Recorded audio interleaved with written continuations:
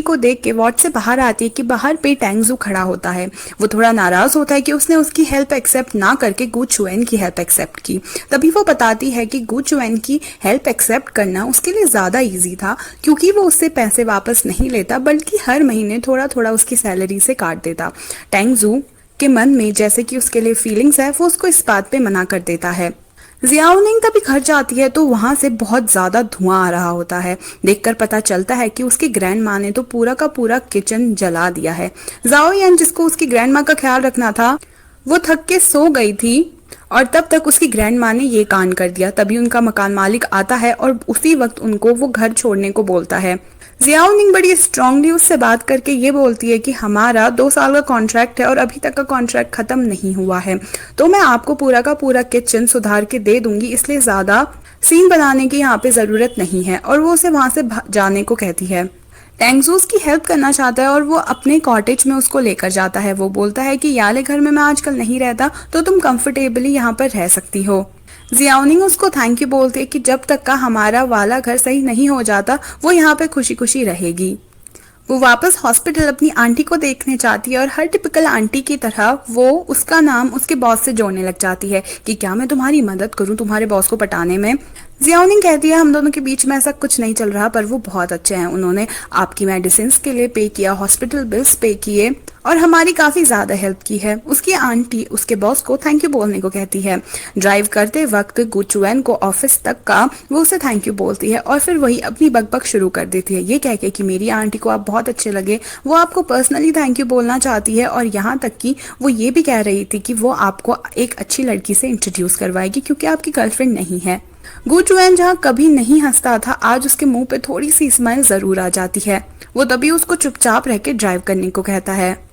इधर पे जू चेंगरेन की हालत भी कुछ सही नहीं है। उसको उसके असिस्टेंट लियू का कॉल आता है और वो बताते हैं कि उनके पिताजी हॉस्पिटल में हैं। जैसे ही वो अपने पापा को देखना चाहता है, वो काफी फॉर्मेलिटी से उनसे बात कर रहा होता है, बहुत ही उखड़ के, मानो वो उनसे नाराज है। उसके पापा उसको बहुत कन्विंस करते हैं कि वो गु चुएन की पार्टनरशिप में कंपनी छोड़ दे और हमारी कंपनी आके संभाले, पर वो कहता है कि मुझे गु चुएन की कंपनी में फ्रीडम ज्यादा पसंद है, रादर देन मैं तुम्हारे साथ आकर फैमिली ड्रामा को सहन करूं और अपने दूसरे भाई के टेंट्रम्स को झेलूं। यहीं पे खुलासा होता है दरअसल उसका दूसरा भाई तो टैंगजू ही है। वो टैंगजू और अपने पापा को ये कह के वहां पे से चले जाता है कि आपका गॉडसन अब आ चुका है तो आपको मेरी क्या जरूरत है। तभी वो कार ड्राइव करके घर जा रहा होता है। हमें फ्लैशबैक पे दिखता है जब चेंगरेन 20 साल का था, तब टैंगजू 19 साल का था और वो बहुत ही खराब हालत में था। तभी उसके पापा उसको घर लेकर आए थे ये कह के कि अब से ये हमारे साथ रहेगा। टैंगजू ने बहुत ही कम एज में बहुत ज्यादा चीजें अचीव कर ली थी और वहां पे चेंगरेन ने उतना कुछ अचीव नहीं किया था उससे बड़ा होने के बावजूद भी। उसके पापा हमेशा टैंगजू की ही तारीफ करते थे और चेंगरेन को इस बारे में बहुत ज्यादा नीचा फील होता था। तभी से वो अपने पापा और इस लड़के यानी टैंगजू से नफरत करने लग गया है। ऑफिस में सुमन ली बताती है जियाओनिंग को कि जो होटल का डिजाइन हमने प्रेजेंट किया था वो रिजेक्ट हो चुका है। जियाओनिंग को यहाँ पे लगता है कि ये उसकी वजह से रिजेक्ट हुआ है क्योंकि उसकी वहाँ की डायरेक्टर ही से जो लड़ाई हुई थी। सो मैनली इस बात को मना करती है कि सिर्फ तुम ही अकेले इस चीज के लिए जिम्मेदार नहीं हो, क्या पता उन्हें हमारे डिजाइन पसंद ना आए हो। तभी वो जाके गु चुएन से इस बारे में बात करती है और गु चुएन कहता है कि तुम्हारी वजह से हमारा प्रपोजल रिजेक्ट नहीं हुआ है। साथ ही वो जियाओनिंग से अपने आइडियाज मांगता है इस होटल के डिजाइन पे। जियाओनिंग कहती है कि चाइनीज लोगों का और बाहर के लोगों का पर्सपेक्टिव काफी अलग होता है। अगर हम इन कंटेनर्स को, जो होटल का डिजाइन है, उसको हम अलग अलग कलर करें तो ये ज्यादा अट्रैक्टिव लगेगा। गु चुएन कहता है मैं भी बिल्कुल यही सोच रहा था। जियाओनिंग खुश होकर वहां से चली जाती है ये सोच के कि उसने गु चुएन को हेल्प किया है। तभी वो मीटिंग में भी डायरेक्टर के पास जियाओनिंग को अपने साथ लेकर जाता है और ये नया प्रपोजल उनको बताता है। वहाँ का डायरेक्टर ये नया प्रपोजल सुन के काफी ज्यादा एक्साइटेड होता है और उन्हें थैंक यू बोलता है।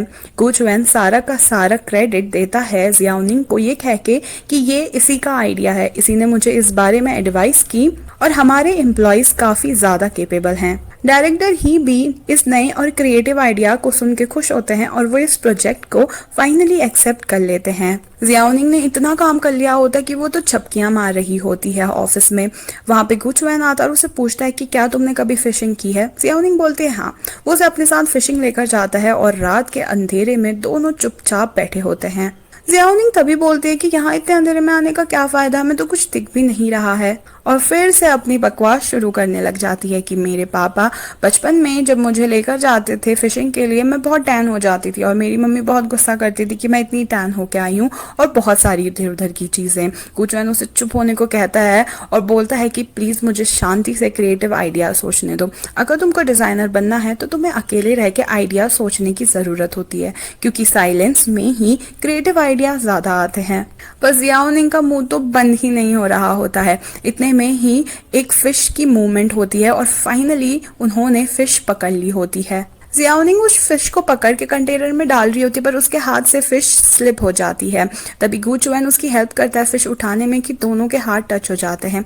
एक मोमेंट के लिए दोनों एक दूसरे की आंखों में देखते हैं और गुचुएन को यहाँ पे उसकी डॉक्टर की बात याद आती है कि उस लड़की ने तुम्हें चेंज कर दिया है जो अभी रिसेंटली तुमसे मिली है। मानो गुचुएन इस बात पे यकीन कर रहा है।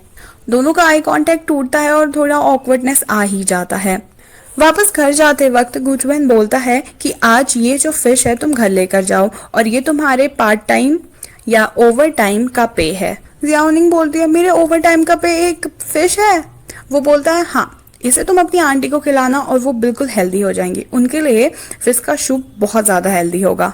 जियाओनिंग अपना बेचारा सा मुंह बना के कहती है पर मुझे एक्स्ट्रा टाइम के लिए पैसे ज्यादा पसंद है फिश से ज्यादा।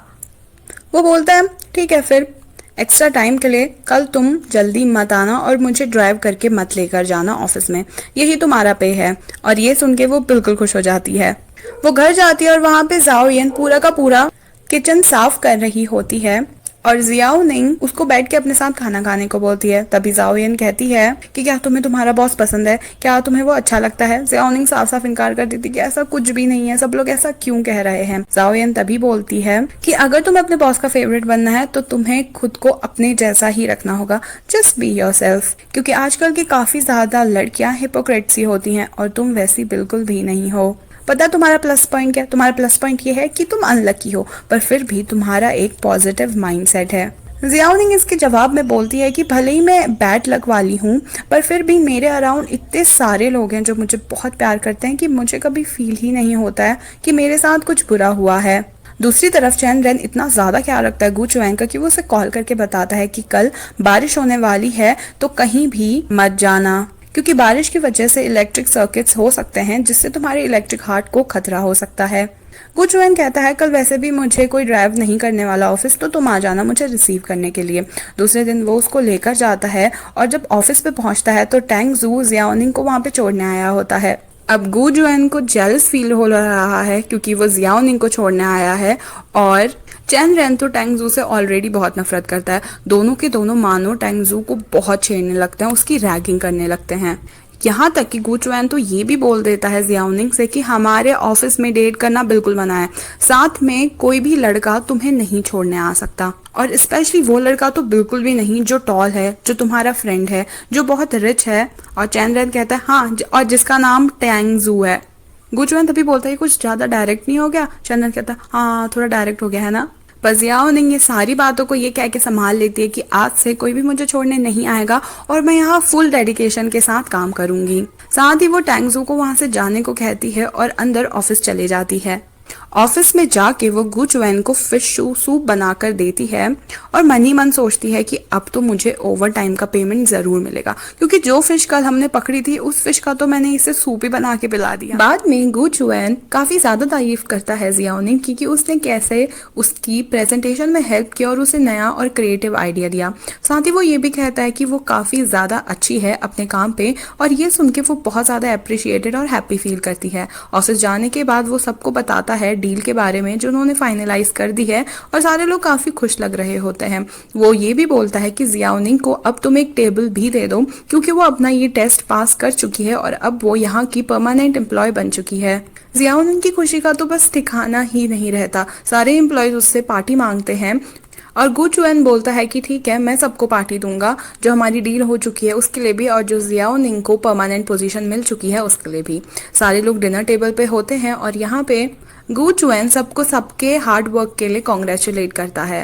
तभी जियाओनिंग कहीं जा रही होती है तो सारे के सारे लोग उससे कुछ ना कुछ मंगाने लग जाते हैं। जैसे कभी कोई टिश्यू मंगाने लग जाता है, कभी कोई ड्रिंक्स मंगाने लग जाता है। गुजुएन को मानो ये पसंद नहीं आता है, वो उसे बैठने को कहता है और सू मैनली से कहता है कि जो जो सारे लोग चीजें मंगा रहे हैं तुम लेकर आओ, क्योंकि हमें अपने नए एम्प्लॉय से काम नहीं कराना चाहिए। उसकी बात सुन के वो वहां से चली जाती है।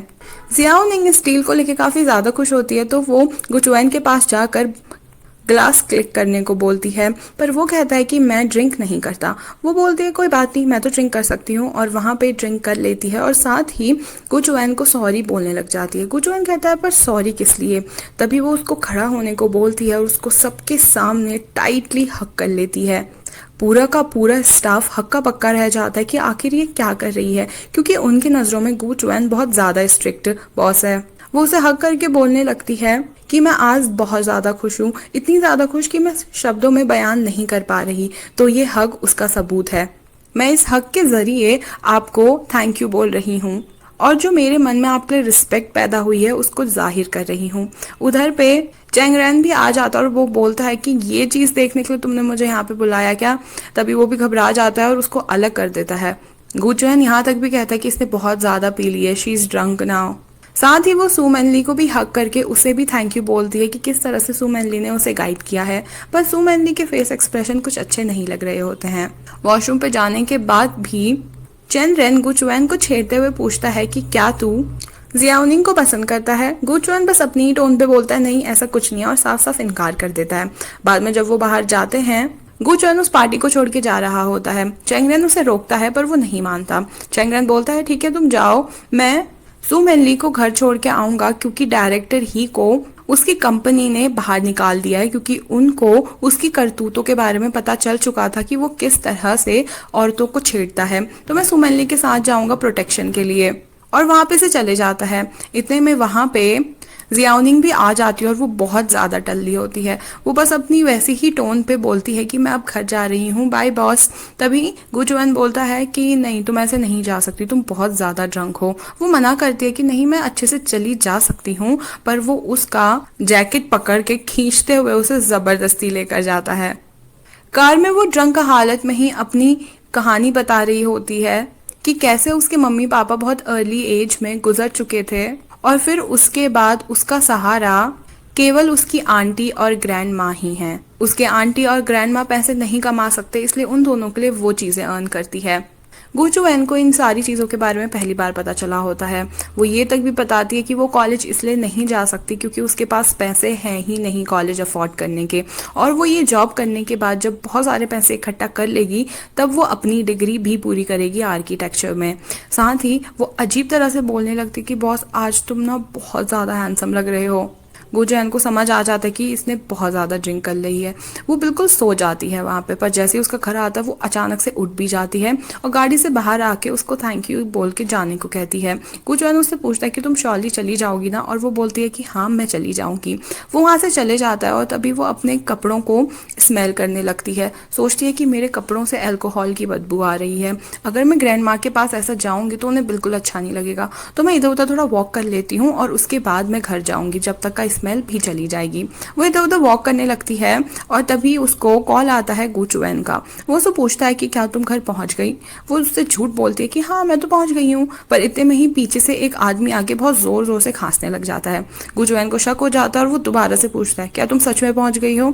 तभी वो कहती है कि वो दरअसल बात यह है ना कि मुझसे अल्कोहल की स्मेल आ रही थी और अगर मैं ऐसे घर जाऊंगी ना तो ग्रैंड माँ बहुत ज़्यादा चिंता में आ जाएगी, इसलिए मैंने सोचा कि मैं थोड़ी वॉक कर लेती हूँ। तभी वो आदमी बहुत ज़्यादा खांस रहा होता है। जियाओनिंग उसकी हेल्प करके उसको पानी की बोतल देती है और जैसे ही वो आदमी पलट के उसे देखता है वो और कोई नहीं बल्कि डायरेक्टर ही होता है। वो उसके हाथ से फ़ोन छीन लेता है और उसे अनाप शनाप बोलने लगता है। गुचुएन फ़ोन पे होता है और उसकी ये सारी बातें सुन रहा होता है और यहीं पे ही इस पार्ट का एंड हो जाता है। अब आखिर डायरेक्टर ही अपना बदला निकालने के लिए किस हद तक खा जाएगा? क्या गुचुएन टाइम पे आके जियाओनिंग को बचा पाएगा? नेक्स्ट पार्ट देखने के लिए सब्सक्राइब करना मत भूलना ताकि आप बिल्कुल भी मिस ना करें नेक्स्ट पार्ट को। Thank you so much for watching, bye bye.